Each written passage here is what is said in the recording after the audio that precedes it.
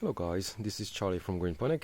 Here we are for a quick update on our outdoor hydroponic structure. A lot of things happened since the last time, and I will be back to you to let you know everything that happened in the GreenPonik life. Right now let's focus on what's happening in this garden. Well, we have a lot of plants and the plants are very well. We have here our zucchini plant that is just giant. Look at those leaves, compared by my hand, it's huge. It's just huge. And we have multiple ones here, and also here, and also here and here. And this little plant is quite heavy. As you can see, it goes from this box right here, and I've had to put some cables to attach it horizontally, and so it continues to grow like this, and I don't know where it will stop, but at the moment it works very well.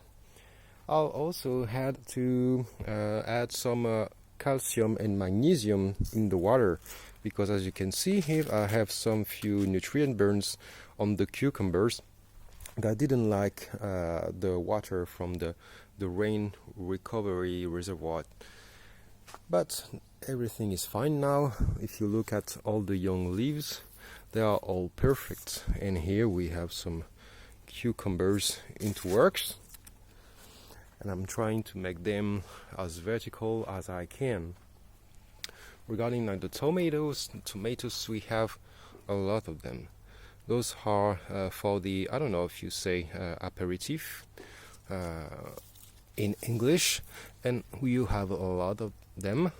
Some are getting mature and some are not, but as you can see, you got a lot of them on the same plant. And here I'm also making those horizontal, so each time you have a lot of little tomatoes getting ready. On this one you have bigger ones, and those one had issue with the sun and also maybe the lack of calcium at some time in their growth, but they are still good. Look at this, it's big, and inside it's a lot of tasty vegetable. It's not only seeds, as you can see in a lot of supermarkets. Here we have the mint that is getting bigger and bigger. At the beginning it was only one branch like this, and the beginning was a month and a half ago, so it's getting quite fast. Here we have a pepper plant that was quite unhealthy but is now producing. So those are still green but are getting bigger after some time. The parsley still, we use it quite often to cook. Here we have our those were little strawberry plants that are getting bigger and bigger and are making babies everywhere, so I have to clean that up. Also here we have tomatoes. Those one are kaki. Kaki are orange tomatoes, and those orange tomatoes are full of sugar and will never become red.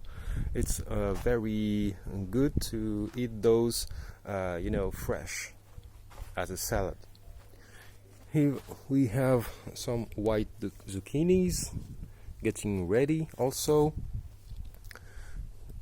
peppers, peppers right here, peppers right there. This one had issue with the calcium. You can see that that's calcium deficiency right there, but it's not a problem because they will make a lot more of those. And here I also have kaki coin, so the same as the previous one. Those will become orange, and after that it's very nice in salads. It's very fresh. I also have here, and I have to trim a lot of branches because those one became a little bit wild. And we have others one for the small one for aperitif. Those one are yellow ones. So as you can see, it's growing quite well. It goes this way, and I'm trying to lean them so that I can control it as well as possible. And here we have our beans. So those one are too big. I will have to throw them away or keep the seeds. This one are correct, so I have to check that out later. Regarding the installation,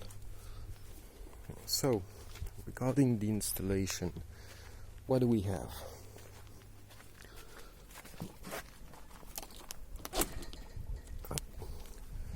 So we still have our modules here. So regarding the modules, we have the measuring, the one that measures everything all the time.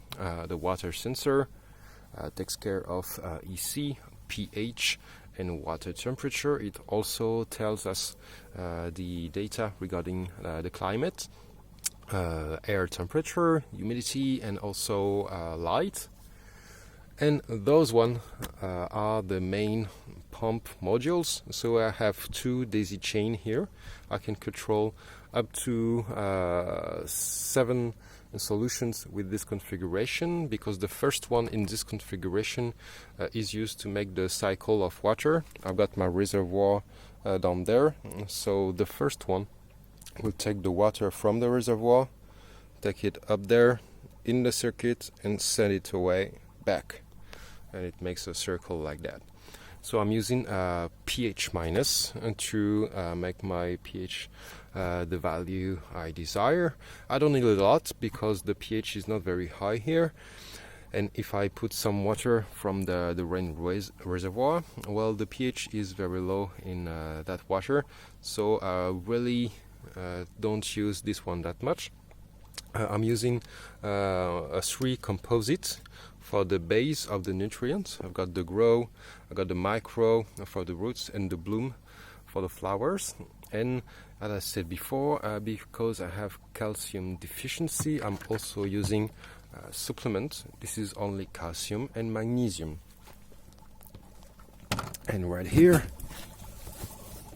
also I have a new guy working with us. This one here is here for 3 weeks now. He's like a new brother. And here I have my water reservoir. Surprise! And here we have our 2 sensors.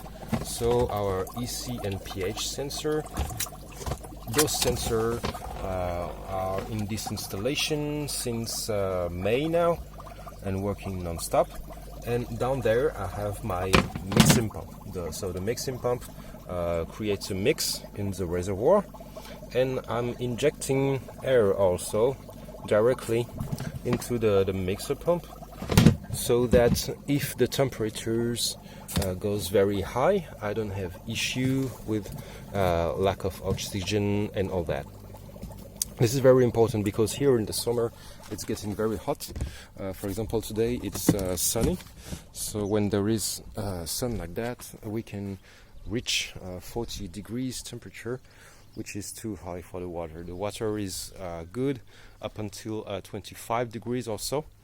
And the fact that my reservoirs are in the ground keeps the temperature at nearly 19 degrees maximum, 19 degrees Celsius. So that's good for those plants. They like that.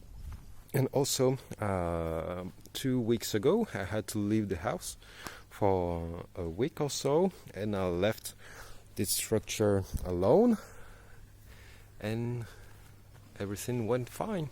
So let's continue let's keep on the good work, and I will see you next time to tell you a lot more about what is about to change with the GreenPonik kit, because we have received a lot of parts that will be parts for the final version. So talk to you soon. Bye.